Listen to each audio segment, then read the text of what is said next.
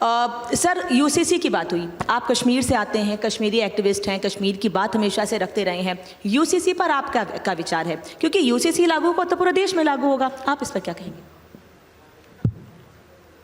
कश्मीर का यूसीसी की समस्या से सीधा सीधा कोई खास लेना देना नहीं है। यूसीसी पर कोई विवाद भी नहीं है, सैद्धांतिक विवाद। देखिए, यूनिफॉर्म सिविल कोड एक निहायत सेक्युलर इशू है। इसका किसी जाति से, धर्म से, क्षेत्र से, समुदाय से कोई लेना देना नहीं है। ये साफ साफ कहता है कि एक देश में एक विधान होना चाहिए, एक कानून होना चाहिए, समान नागरिकता, समान कानून। तो उसमें कोई विवाद नहीं था। खुद पंडित नेहरू, ये अपनी इनके कुछ राय हो सकती है। जब 1956 में वो हिंदू कोड बिल लाए, उनसे पूछा गया कि क्या बाकी समुदायों के लिए, मुसलमानों के लिए इस तरह का कोड बिल क्यों नहीं चाहिए? उन्होंने कहा वो अभी इसके लिए तैयार नहीं है। तो वो कब तैयार होंगे उन्होंने ये भी नहीं बताया, और आज तक वो तैयारी दिखाई नहीं पड़ती। जो लोग सैद्धांतिक मतभेद नहीं रखते यूनिफॉर्म सिविल कोड से, वो आज तक टाल मटोल की राजनीति कर रहे हैं, इसमें उद्देश्य ढूंढ रहे हैं, कोई अल्टीरियर मोटिव ढूंढ रहे हैं, क्या हो सकता है, वोट की राजनीति ढूंढ रहे हैं। लेकिन इससे सैद्धांतिक मतभेद तो ना धुर वामपंथियों को रहा, ना सो कॉल्ड दक्षिणपंथियों को, राइटिस्ट को रहा।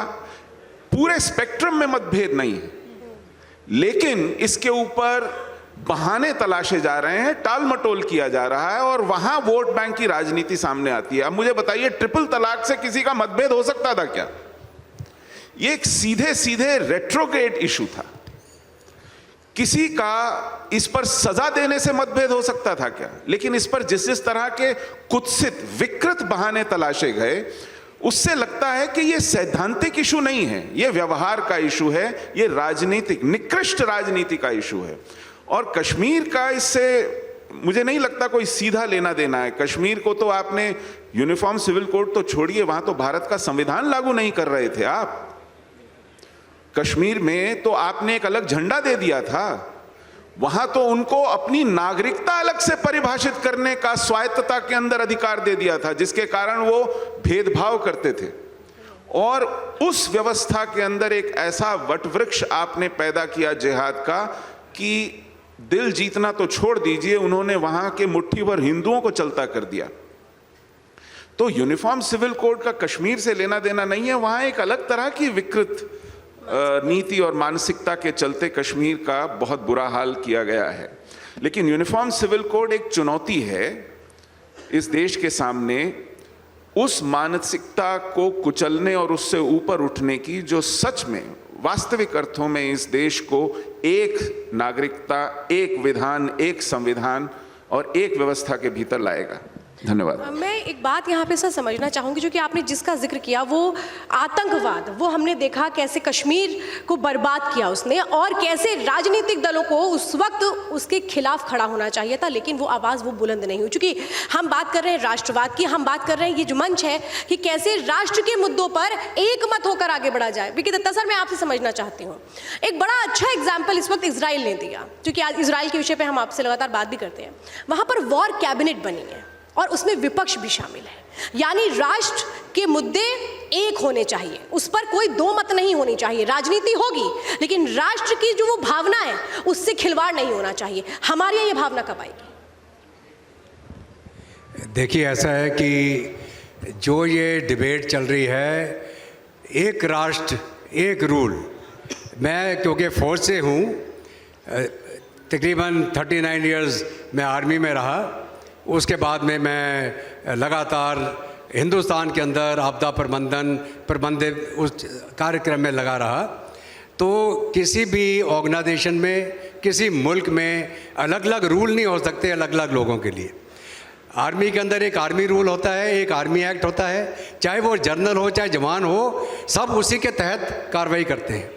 हमारे देश में इंडियन पिनल कोड है, CRPC है, जिसके तहत हर एक के ऊपर वही कानून लागू होता है। आप ये नहीं बोल सकते साहब ये हिंदू के लिए अलग कानून है, मुस्लिम के लिए अलग कानून है, क्रिश्चियन के लिए अलग कानून है। एक मुल्क है, एक कानून, सबके लिए लागू होना चाहिए, इसके अंदर कोई भेदभाव नहीं है। तो जब हमारा संविधान है, संविधान में आपकी अपनी मान्यता, आपका अपना रिलीजन, आपका जातीय मामला है।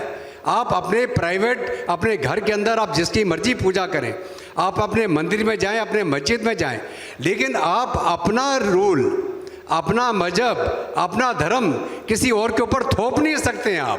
आप ये नहीं बोल सकते कि आपका धर्म हमसे कम है और हम आपसे ज़्यादा सुपीरियर हैं। तो ये जो मान्यता है आज के दिन में पूरी दुनिया में जहाँ पर भी कोई भेदभाव, लड़ाई, जंग, अभी आप इजराइल और हमास और पैलेस्टीन का मुद्दा देख लीजिए, तो ये एक इस तरह से एक नसूर उधर के आता है कि जहाँ आप कास्ट, क्रीड, रिलीजन, उसी ऊपर एक दूसरे के ऊपर वार करे जा रहे हैं।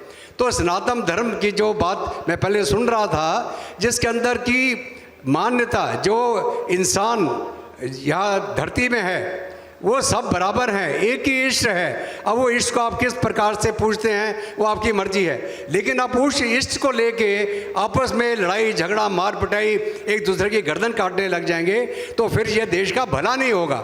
मेरा तो ये मानना है जिस दिन हर भारतीयवासी ये बोले कि गर्व से बोले कि आप कौन हैं, हम भारतीय हैं, और अगर मैं बोलूँ साहब अंग्रेजी में who are you, I am I Indian, आप बोलिए ना तो मैं हिंदुस्तानी हूँ।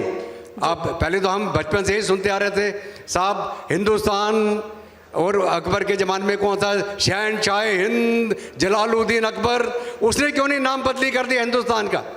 तो मेरा कहने का मतलब ये है कि आज के दिन हम चाहे जहाँ से हों, जिस धर्म के हों, जो भी हों, जिस दिन हम ये बोलने लग जाएंगे कि हम भारतीय हैं, ये मुल्क दुनिया की सुपर पावर बन जाएगा।